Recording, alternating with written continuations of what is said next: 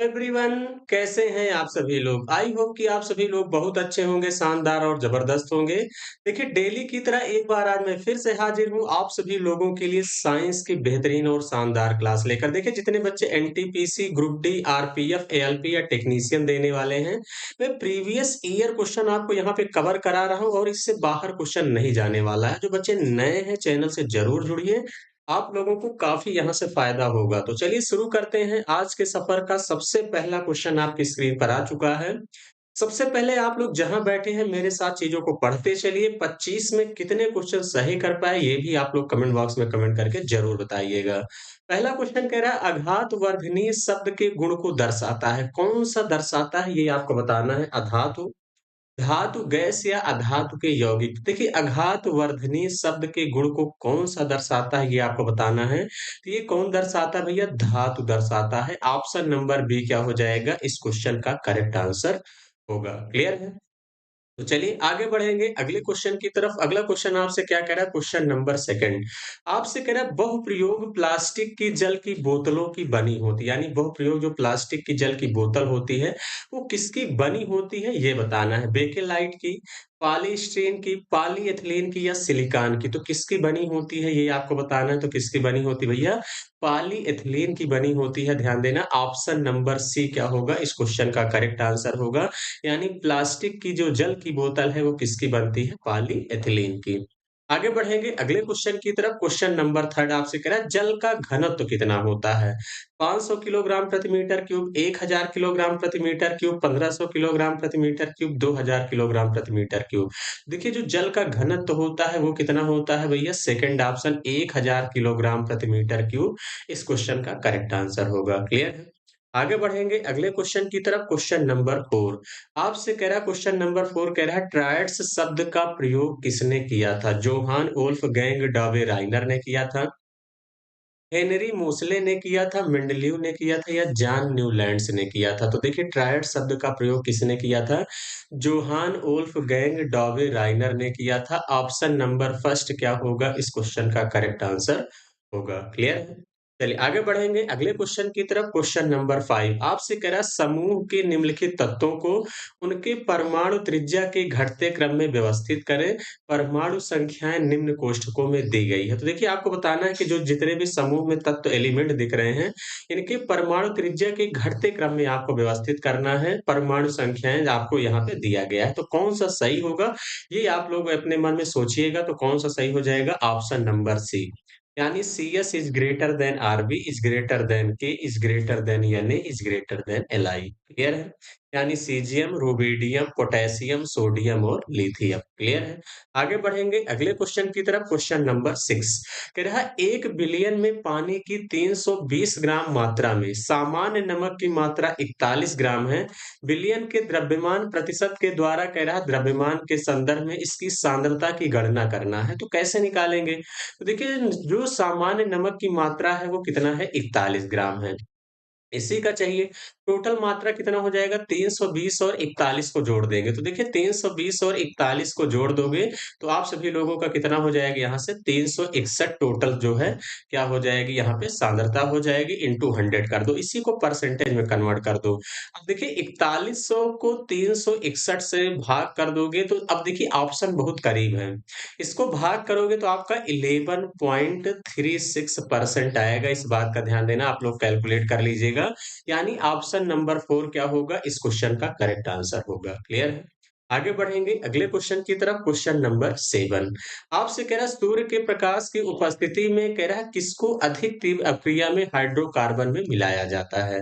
Oxygen यानी O2 को, थोड़ा सा ध्यान दीजिएगा ये नीचे रहेगा, N2 को या H2 को या Cl2 को। तो आपको बताना है कि सूर्य के प्रकाश की उपस्थिति में किसको जो है अधिक तीव्र अक्रिया में हाइड्रोकार्बन मिलाया जाता है। तो किसको मिलाते हैं? क्लोरीन को मिलाया जाता है, Cl2 को मिलाते हैं। ऑप्शन नंबर 4 क्या होगा इस क्वेश्चन का करेक्ट आंसर होगा। आगे बढ़ेंगे अगले क्वेश्चन की तरफ। क्वेश्चन नंबर 8 कह रहा है NaCl और NH4Cl के मिश्रण को अलग करने के लिए निम्नलिखित में से किस विधि का उपयोग किया जा सकता है? तो क्रिस्टलीकरण का करते हैं या प्रसरण का करते हैं या क्रोमैटोग्राफी का करते हैं या ऊर्ध्वपातन का करते हैं। तो किसका करते हैं भैया? ऊर्ध्वपातन का करते हैं। यानी ऑप्शन नंबर 4 क्या होगा इस क्वेश्चन का करेक्ट आंसर होगा। देखिए जितने क्वेश्चन हैं सारे ही आरआरबी एनटीपीसी 2021 के पूछे गए हैं। अगला कह रहा है किसी तत्व के परमाणु में उपस्थित इलेक्ट्रॉनों की संख्या किसके बराबर होती है ये बताना है।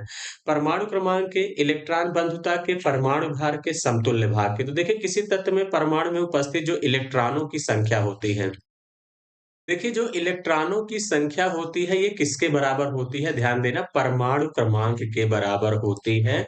ये आपको याद रखना है। ऑप्शन नंबर फर्स्ट ही क्या होगा इस क्वेश्चन का राइट आंसर होगा। क्लियर है? आगे बढ़ेंगे अगले क्वेश्चन की तरफ। क्वेश्चन नंबर 10 कह रहा है साधारण नमक का आणविक भार लगभग कितना होता है? 14 ग्राम, 28 ग्राम प्रति मोल, 117 ग्राम प्रति मोल या 58 ग्राम प्रति मोल।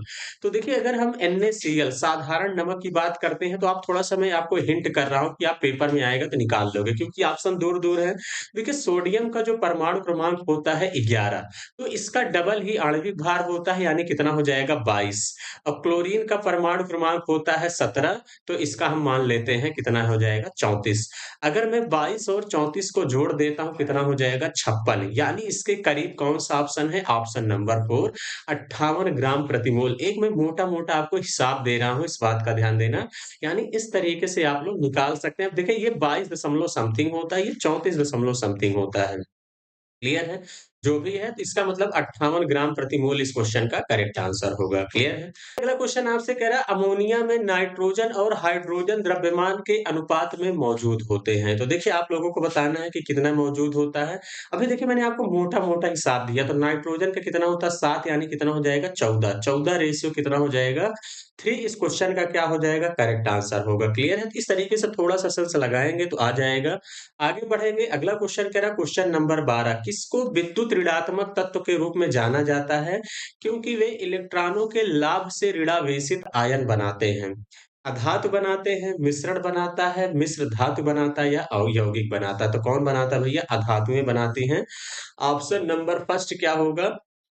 इस क्वेश्चन का करेक्ट आंसर होगा। क्लियर है? आगे बढ़ेंगे अगले क्वेश्चन की तरफ। क्वेश्चन नंबर 13 कह रहा है आप सभी लोगों का HF प्रतीक वाले तत्व यानी हैफनियम का नाम निम्नलिखित में से किस स्थान पर दिया गया है? कहाँ पे दिया गया? जर्मनी में, कोपेनहेगन में, स्वीडन में या फ्रांस में। तो देखिए जो हैफनियम का नाम किस स्थान पर दिया गया था? कोपेनहेगन में दिया गया था। ऑप्शन नंबर बी इस क्वेश्चन का क्या होगा? करेक्ट आंसर होगा। क्लियर है? आगे बढ़ेंगे अगले क्वेश्चन की तरफ। अगला क्वेश्चन कह रहा है तत्व X के बाहरी कोष में 7 इलेक्ट्रॉन हैं।